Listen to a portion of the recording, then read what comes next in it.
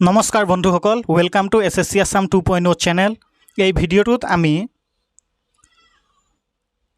2025 চনৰ 6 এপ্ৰিলত অনুষ্ঠিত হৈ যোৱা আসাম পুলিচ এবিউবি কুৱেশ্যন পেপাৰখন আলোচনা কৰিম। এই ভিডিওটোত আমি জিকে আৰু জিএছৰ মুঠ 30টা কুৱেশ্যন আলোচনা কৰিম। যদি আপোনালোকৰ ভিডিওটো ভাল লাগে তেতিয়া লাইক শেয়াৰ কৰি দিব। বলক ভিডিওটো আৰম্ভ কৰোঁ। গ্ৰীণ অস্কাৰ হুইটলি গোল্ড বঁটা 2024 কোনে লাভ কৰিছিল?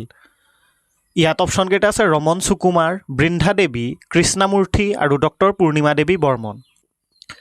ইয়াৰ উত্তৰটো অপশ্যন ডি ডক্টৰ পূৰ্ণিমা দেৱী বৰ্মন।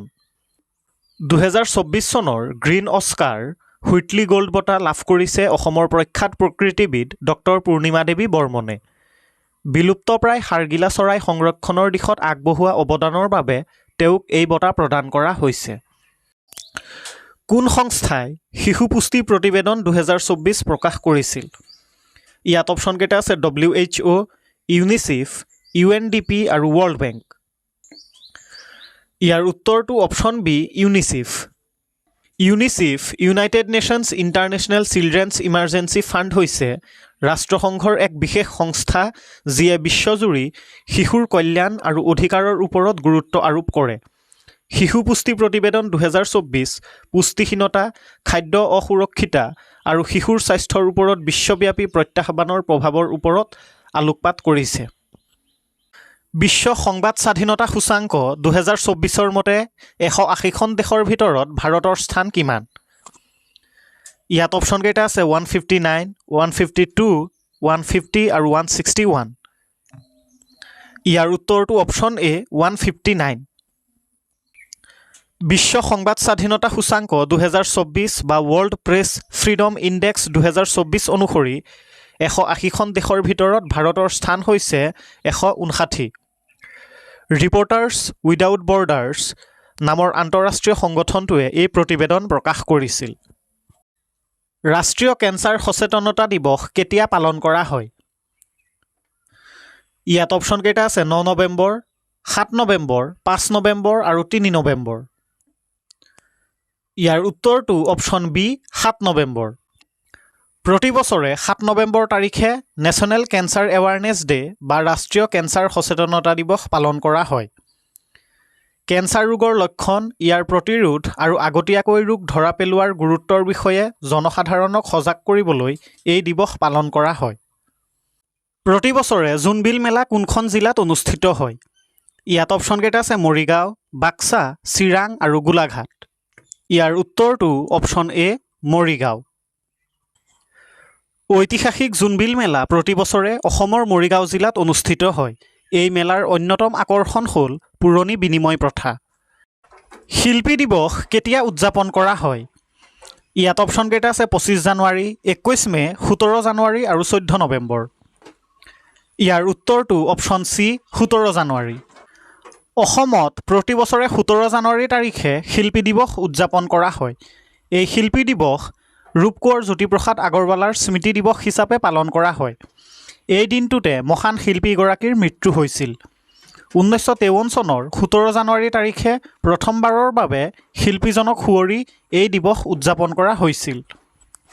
অসম ৰাজ্যিক সংগ্ৰহালয়টো ক'ত অৱস্থিত? ইয়াত অপশ্যন কেইটা আছে গুৱাহাটী, শিৱসাগৰ, নগাঁও আৰু যোৰহাট। ইয়াৰ উত্তৰটো অপশ্যন এ গুৱাহাটী। অসম ৰাজ্যিক সংগ্ৰহালয় আছাম ষ্টেট মিউজিয়ামটো গুৱাহাটীত অৱস্থিত। উত্তৰ পূব ভাৰতৰ ভিতৰতে অন্যতম এই সংগ্ৰহালয়খন 1940 চনত প্ৰতিষ্ঠা কৰা হৈছিল। ASTCৰ অৰ্থ হ'ল Assam state training corporation, Assam state transport corporation, Assam state travel corporation আৰু আছাম ষ্টেট টেকন'লজি কমিশ্যন। ইয়াৰ উত্তৰটো option B Assam state transport corporation. ASTCৰ অৰ্থ হ'ল আছাম ষ্টেট ট্ৰান্সপৰ্ট কৰ্পোৰেশ্যন, অৰ্থাৎ অসম ৰাজ্যিক পৰিবহণ নিগম। ই অসম চৰকাৰৰ অধীনস্থ এক ৰাজ্যিক পৰিবহণ নিগম যিয়ে ৰাজ্যখনৰ ভিতৰত বা চুবুৰীয়া ৰাজ্যসমূহলৈ বাছ সেৱা আগবঢ়ায়। নিম্নলিখিতসমূহৰ কোনটো এটা নিষ্ক্ৰিয় গেছ নহয়? ইয়াত অপশ্যন কেইটা আছে আৰ্গন, হিলিয়াম, নিয়ন আৰু নাইট্ৰজেন। ইয়াৰ উত্তৰটো অপশ্যন ডি নাইট্ৰজেন। নাইট্ৰজেন এটা নিষ্ক্ৰিয় গেছ নহয়। 1894 চনত অসমত কৃষক বিদ্ৰোহ কোন ঠাইত সংঘটিত হৈছিল? ইয়াত অপশ্যন কেইটা আছে গহপুৰ, ইয়াণ্ডাবু, পথৰুঘাট আৰু ঢেকীয়াজুলি। ইয়াৰ উত্তৰটো অপশ্যন চি পথৰুঘাট। 1894 চনত অসমৰ দৰং জিলাৰ পথৰুঘাট নামৰ ঠাইত ঐতিহাসিক কৃষক বিদ্ৰোহ বা পথৰুঘাটৰ ৰণ সংঘটিত হৈছিল।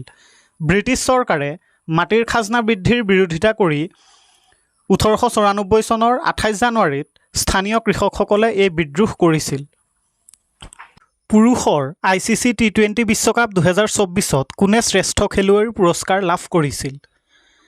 ইয়াত অপশ্যন কেইটা আছে সূৰ্যকুমাৰ যাদৱ, যশপ্ৰীত বুমৰাহ, শচীন তেণ্ডুলকাৰ আৰু ওপৰৰ এটাও নহয়। ইয়াৰ উত্তৰটো অপশ্যন বি যশপ্ৰীত বুমৰাহ। 2024 চনৰ পুৰুষৰ ICC T20 বিশ্বকাপত প্লেয়াৰ অৱ দ্য টুৰ্ণামেণ্ট বা শ্ৰেষ্ঠ খেলুৱৈৰ পুৰস্কাৰ ভাৰতীয় বেগী বলাৰ যশপ্ৰীত বুমৰাহে লাভ কৰিছিল। তেওঁ 8টা মেচত মুঠ 15টা উইকেট দখল কৰিছিল। 2034 চনৰ ফিফা বিশ্বকাপ ক'ত অনুষ্ঠিত হ'ব? ইয়াত অপশ্যন কেইটা আছে স্পেইন, ছৌদি আৰৱ, কানাডা আৰু ওপৰৰ এটাও নহয়। ইয়াৰ উত্তৰটো অপশ্যন বি ছৌদি আৰৱ। 2034 চনৰ ফিফা বিশ্বকাপ ছৌদি আৰৱত অনুষ্ঠিত হ'ব। 2024 চনৰ ডিচেম্বৰ মাহত ফিফাই আনুষ্ঠানিকভাৱে এই কথা ঘোষণা কৰিছিল। ৰিয়াদৰ কিং ছলমান আন্তঃৰাষ্ট্ৰীয় ষ্টেডিয়ামত ইয়াৰ উদ্বোধনী আৰু ফাইনেল মেচ অনুষ্ঠিত হ'ব। কোন দেশে ষ্টেণ্ডাৰ্ড মিছাইল 6 SM-6 উদ্ভাৱন কৰিছিল? ইয়াত অপশ্যন কেইটা আছে আমেৰিকা, ভাৰত, জাপান আৰু চীন। ইয়াৰ উত্তৰটো অপশ্যন এ আমেৰিকা। আমেৰিকা যুক্তৰাষ্ট্ৰই ষ্টেণ্ডাৰ্ড মিছাইল 6 SM-6 উদ্ভাৱন কৰিছিল। এই শক্তিশালী মিছাইলটো আমেৰিকাৰ নৌবাহিনীৰ বাবে প্ৰস্তুত কৰা হৈছিল। এই মিছাইলটো বিমান, ক্ৰুজ মিছাইল আৰু বেলিষ্টিক মিছাইল প্ৰতিহত কৰাৰ বাবে সক্ষম। PM সূৰজ পৰ্টেল কোন মন্ত্ৰালয়ৰ দ্বাৰা ৰূপায়ণ কৰা হৈছে? ইয়াত অপশ্যন কেইটা আছে ministry of rural development, ministry of new and renewable energy, ministry of social justice and empowerment আৰু ministry of housing and urban affairs. ইয়াৰ উত্তৰটো option C ministry of social justice and empowerment. PM Suraj portal ministry of social justice and empowerment সামাজিক ন্যায় আৰু সবলীকৰণ মন্ত্ৰালয়ে ৰূপায়ণ কৰে। এই পৰ্টেলৰ জৰিয়তে পিছপৰা আৰু বঞ্চিত শ্ৰেণীৰ লোকক ব্যৱসায় বা অন্যান্য কামৰ বাবে কম সুতৰ হাৰত ঋণ প্ৰদান কৰে। 2024 চনৰ IPL প্ৰতিযোগিতাত কোনে অৰেঞ্জ কেপ লাভ কৰিছিল? ইয়াত অপশ্যন কেইটা আছে অভিষেক শৰ্মা, বিৰাট কোহলি, ৰিংকু সিং আৰু ওপৰৰ এটাও নহয়। ইয়াৰ উত্তৰটো অপশ্যন বি বিৰাট কোহলি। 2024 চনৰ IPL প্ৰতিযোগিতাত ৰয়েল চেলেঞ্জাৰ্ছ বাংগালুৰু দলৰ বিৰাট কোহলিয়ে অৰেঞ্জ কেপ লাভ কৰিছিল। তেওঁ 15খন খেলত মুঠ 741 ৰান সংগ্ৰহ কৰি সৰ্বাধিক ৰান সংগ্ৰহকাৰী হিচাপে ভাৰতৰ বৰ্তমান বৈদেশিক পৰিক্ৰমা মন্ত্ৰী কোন? ইয়াত অপশ্যন কেইটা আছে কিৰেণ ৰিজিজু, ভূপেন্দ্ৰ যাদৱ, জগত প্ৰকাশ নাড্ডা আৰু ডক্টৰ S জয়শংকৰ। ইয়াৰ উত্তৰটো option D doctor S Jaishankar. ভাৰতৰ বৰ্তমান বৈদেশিক পৰিক্ৰমা মন্ত্ৰী এক্সটাৰ্নেল এফেয়াৰ্ছ মিনিষ্টাৰগৰাকী হৈছে ডক্টৰ S জয়শংকৰ। তেওঁ 2019 চনৰ 30 মে'ৰ পৰা বৰ্তমানলৈকে এই পদত আছে। ভাৰতৰ প্ৰথম AI নগৰ কোনখন? ইয়াত অপশ্যন কেইটা আছে কলকাতা, লক্ষ্ণৌ, দিল্লী আৰু বাংগালুৰু। ইয়াৰ উত্তৰটো অপশ্যন বি লক্ষ্ণৌ। উত্তৰ প্ৰদেশৰ লক্ষ্ণৌক আনুষ্ঠানিকভাৱে ভাৰতৰ প্ৰথম AI নগৰ হিচাপে চিহ্নিত কৰা হৈছে। এই চহৰখনত অত্যাধুনিক ইনোভেশ্যন হাব, AI প্ৰশিক্ষণ কেন্দ্ৰ আৰু বিশাল ইনফ্ৰাষ্ট্ৰাকচাৰ গঢ়ি তোলা হৈছে। অসমত প্ৰধানকৈ উৎপন্ন হোৱা খাদ্য শস্যবিধ হৈছে, ইয়াত অপশ্যন কেইটা আছে ধান, ঘেঁহু, মাহ আৰু মৰাপাট। ইয়াৰ উত্তৰটো অপশ্যন এ ধান। অসমত প্ৰধানকৈ উৎপন্ন হোৱা খাদ্য শস্যবিধ হৈছে ধান। ধান অসমৰ অৰ্থনীতিৰ আৰু খাদ্যৰ মূল আধাৰ। ৰাজ্যখনৰ সৰহভাগ কৃষি মাটিত ধান খেতি কৰা হয়। কামাখ্যা মন্দিৰ অৱস্থিত ইয়াত অপশ্যনকেইটা আছে নীলাচল পাহাৰ, চিত্ৰাচল পাহাৰ, মণিকোট পাহাৰ আৰু ওপৰৰ এটাও নহয়। ইয়াৰ উত্তৰটো অপশ্যন এ নীলাচল পাহাৰ। কামাখ্যা মন্দিৰ হৈছে অসমৰ গুৱাহাটীত অৱস্থিত হিন্দু ধৰ্মৰ এক প্ৰাচীন মন্দিৰ। এই মন্দিৰটো নীলাচল পাহাৰত অৱস্থিত। আহোম ৰাজবংশৰ শেষগৰাকী স্বৰ্গদেউ কোন আছিল? ইয়াত অপশ্যনকেইটা আছে জয়ধ্বজ সিংহ, চক্ৰধ্বজ সিংহ, পুৰন্দৰ সিংহ আৰু প্ৰমত্ত সিংহ। ইয়াৰ উত্তৰটো অপশ্যন চি পুৰন্দৰ সিংহ। আহোম ৰাজবংশৰ শেষগৰাকী স্বৰ্গদেউ বা ৰজা আছিল পুৰন্দৰ সিংহ। তেওঁ 1818 চনৰ পৰা 1819 চনলৈ আৰু পুনৰ 1833 চনৰ পৰা 1838 চনলৈ দুবাৰকৈ আহোম ৰাজ্যৰ সিংহাসনত অধিষ্ঠিত হৈছিল। জয়দৌল কাৰ স্মৃতিত নিৰ্মাণ কৰা হৈছিল? ইয়াত অপশ্যনকেইটা আছে জয়মতী কুঁৱৰী, ফুলেশ্বৰী কুঁৱৰী, অম্বিকা কুঁৱৰী আৰু ৰাণী গাইডলুৰ। ইয়াৰ উত্তৰটো অপশ্যন এ জয়মতী কুঁৱৰী। আহোম স্বৰ্গদেউ ৰুদ্ৰসিংহই 1698 চনত তেওঁৰ মাতৃ জয়মতী কুঁৱৰীৰ স্মৃতিত জয়দৌল নিৰ্মাণ কৰিছিল। এই দৌলটো শিৱসাগৰ জিলাৰ জয়সাগৰ পুখুৰীৰ পাৰত অৱস্থিত। নিম্নলিখিত জিলাসমূহৰ কোনখন জিলা বৰাক উপত্যকাত অৱস্থিত নহয়? ইয়াত অপশ্যনকেইটা আছে শ্ৰীভূমি, হাইলাকান্দি, কাছাৰ আৰু মৰিগাঁও।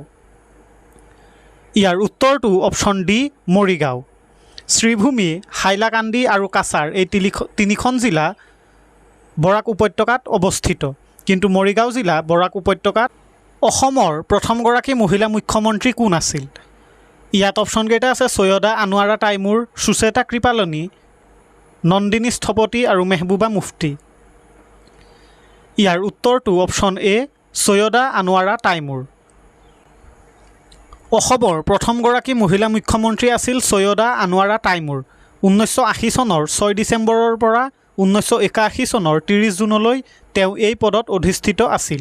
তেওঁৱেই বৰ্তমানলৈকে অসমৰ ইতিহাসৰ একমাত্ৰ মহিলা মুখ্যমন্ত্ৰী। কাৰ ৰাজত্বকালত ইটা আৰু চূণ চুৰকিৰ মিশ্ৰণ ব্যৱহাৰ কৰি ৰংঘৰ পুনৰ নিৰ্মাণ কৰা হৈছিল? ইয়াত অপশ্যনকেইটা আছে জয়ধ্বজ সিংহ, পুৰন্দৰ সিংহ, গদাধৰ সিংহ আৰু প্ৰমত্ত সিংহ।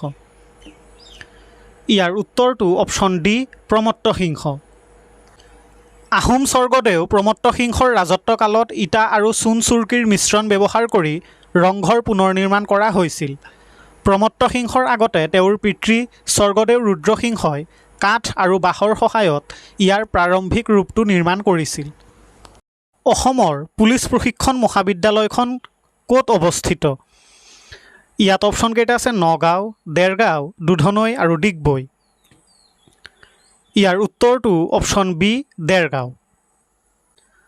অসমৰ পুলিচ প্ৰশিক্ষণ মহাবিদ্যালয়খন গোলাঘাট জিলাৰ দেৰগাঁৱত অৱস্থিত। বৰ্তমান ইয়াক লাচিত বৰফুকন পুলিচ একাডেমী নামেৰে জনা যায়। গৰমপানী অভয়াৰণ্য ক'ত অৱস্থিত? ইয়াত অপশ্যনকেইটা আছে ডিফু অসম, গেংটক ছিক্কিম, জুনাগড় গুজৰাট আৰু কোহিমা নাগালেণ্ড। ইয়াৰ উত্তৰটো অপশ্যন এ ডিফু অসম। গৰমপানী অভয়াৰণ্য অসমৰ কাৰ্বি আংলং জিলাৰ ডিফুত অৱস্থিত। এইখনেই গৰমপানী উহ থকা অসমৰ একমাত্ৰ অভয়াৰণ্য। 1952 চনৰ 10 জুলাইত নাম্বৰ বনাঞ্চলৰ এক অংশ সামৰি গৰমপানী অভয়াৰণ্য হিচাপে ঘোষণা কৰা হৈছিল। কাৰ ৰাজত্বকালত চীনা পৰিব্ৰাজক হিউৱেন চাঙে কামৰূপ ভ্ৰমণ কৰিছিল? ইয়াত অপশ্যনকেইটা আছে ভূতি বৰ্মন, ৰত্নপাল, গোপাল আৰু ভাস্কৰ বৰ্মন। ইয়াৰ উত্তৰটো অপশ্যন ডি ভাস্কৰ বৰ্মন। চীনা পৰিব্ৰাজক হিউৱেন চাঙে বৰ্মন বংশৰ ৰজা কুমাৰ ভাস্কৰ বৰ্মনৰ দিনত কামৰূপ ভ্ৰমণ কৰিছিল। অসমৰ লগত কোন দুখন দেশৰ আন্তঃৰাষ্ট্ৰীয় সীমা আছে? ইয়াত অপশ্যনকেইটা আছে ভূটান আৰু বাংলাদেশ, ভূটান আৰু ম্যানমাৰ, বাংলাদেশ আৰু ম্যানমাৰ, ম্যানমাৰ আৰু চীন। ইয়াৰ উত্তৰটো অপশ্যন এ ভূটান আৰু বাংলাদেশ। অসমৰ লগত আন্তঃৰাষ্ট্ৰীয় সীমা থকা ৰাষ্ট্ৰ দুখন হৈছে ভূটান আৰু বাংলাদেশ। অসমৰ উত্তৰ দিশে ভূটান আৰু দক্ষিণ পশ্চিম দিশত বাংলাদেশৰ লগত অসমৰ আন্তঃৰাষ্ট্ৰীয় সীমা।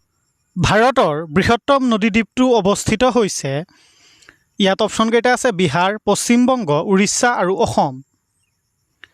ইয়াৰ উত্তৰটো অপশ্যন ডি অসম। ভাৰতৰ বৃহত্তম নদীদ্বীপ মাজুলী অসমত অৱস্থিত। এই নদীদ্বীপটো অসমৰ ব্ৰহ্মপুত্ৰ নদীৰ মাজভাগত অৱস্থিত। 2016 চনত ইয়াক ভাৰতৰ প্ৰথমখন নদীদ্বীপ জিলা হিচাপে ঘোষণা কৰা হৈছিল। অসমৰ একমাত্ৰ মালভূমিটো হৈছে দাক্ষিণাত্য মালভূমি, কাৰ্বি মালভূমি, মেঘালয় মালভূমি আৰু ছোটনাগপুৰ মালভূমি। ইয়াৰ উত্তৰটো অপশ্যন বি, কাৰ্বি মালভূমি। অসমৰ একমাত্ৰ মালভূমিটো হৈছে কাৰ্বি মালভূমি। কাৰ্বি আংলং জিলাত অৱস্থিত এই মালভূমিটো প্ৰকৃততে উপদ্বীপীয় মালভূমি আৰু মিকিৰ পাহাৰৰ এটা অংশ। কোন চনত অসমৰ চতুৰ্থ তেল শোধনাগাৰ নুমলীগড়ত সূচনা কৰা হৈছিল? ইয়াত অপশ্যন কেইটা আছে 1919, 1999, 1991 আৰু 1989 চনত। ইয়াৰ উত্তৰটো কি হ'ব আপোনালোকে কমেণ্ট কৰি জনাওক।